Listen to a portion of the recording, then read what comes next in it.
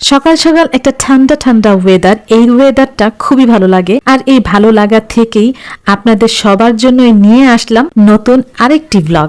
আসসালামু আলাইকুম, কেমন আছেন সবাই? আশা করি সবাই অনেক ভালো আছেন। আমিও আল্লাহর রহমতে বেশ ভালো আছি। ছাদ বাগানের এই গাছগুলো দেখে আমার যে কি ভালো লাগে, এগুলো আমার আব্বুর করা। আব্বু আলহামদুলিল্লাহ যাই গাছ লাগায় তা এত সুন্দর সুন্দর হয় যে সেগুলোর দিকে চেয়েই থাকতে ভালো লাগে। আপনাদের ছাদ বাগান আছে কিনা বা বারান্দা বাগান আছে কিনা সেটা কিন্তু আমার সঙ্গে শেয়ার করতে পারেন। সেই বাগানে কি কি গাছ আছে বা গাছ লাগাতে আপনাদের ভালো লাগে কিনা। অনেকের দেখা যায় ইচ্ছা থাকে, তারপরে স্পেস থাকে না, সেই জন্য আর কি অনেক সময় গাছ লাগানো হয়েও ওঠে না। আবার অনেক সময় দেখা যায় যে হ্যাঁ, গাছ লাগানোর অনেক ইচ্ছা কিন্তু সময় হয়ে উঠতে পারে না। আসলে এক একজনের এক এক রকম সমস্যা। তো আপনাদের ইচ্ছা এবং আপনাদের কাজের যে এই একটা অংশ বাগানের ব্যাপারটা, সেটা আমাকে একটু শেয়ার করতে পারেন। তো আজকে বানাচ্ছি পুলি পিঠা। এই পুলি পিঠাটা আমার খাওয়ার খুবই ইচ্ছা ছিল।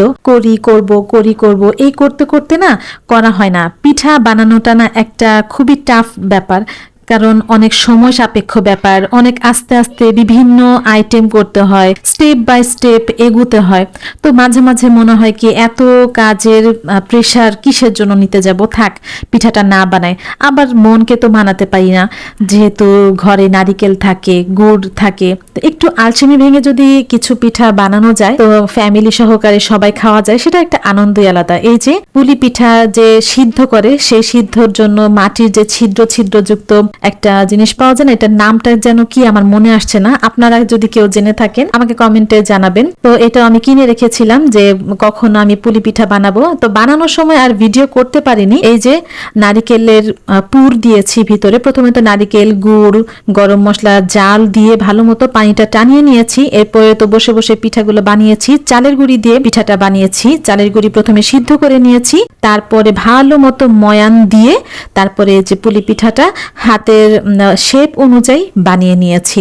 তেমন তো সুন্দর মতো বানাতে পারি না, তারপর আলহামদুলিল্লাহ নিজে নিজে যতটুকু বানিয়ে খেতে পারি সবাইকে নিয়ে, এটাই আসলে আলহামদুলিল্লাহ লাখ লাখ শুকরিয়া আল্লাহর কাছে। আর পিঠা জিনিসটা আসলে সবার কাছে হয় আবার হয় না। আমি অনেক রিস্কি মনে করি এই জিনিসটা। বানাবো করতে করতে আবার টেনশন লাগে, যদি নষ্ট হয়ে যায় তাহলে কতগুলো জিনিস নষ্ট হয়ে যাওয়ার একটা আশঙ্কা থাকে। তো তারপরও সাহস নিয়ে করার পরে দেখা যায় কি আল্লাহর রহমতের রেজাল্টটা ভালোই হয়। পিঠা বানানোর পরে যখন দেখি এত সুন্দর পিঠা হয়েছে, ভিতরে নারিকেলের পুরের কালারটা মাশাআল্লাহ এত দারুণ হয়েছে, আর খেতে তো এত অসাধারণ হয়েছে। আমার ফ্যামিলির সবাই যারা খেয়েছে তারাই খুবই মুগ্ধ হয়েছে। আমার ছেলে তো বলছে যে আম্মু তুমি এটা কি বানাইছো, এত মজা। তো আসলে এরকম প্রশংসা শুনলে খুবই ভালো লাগে।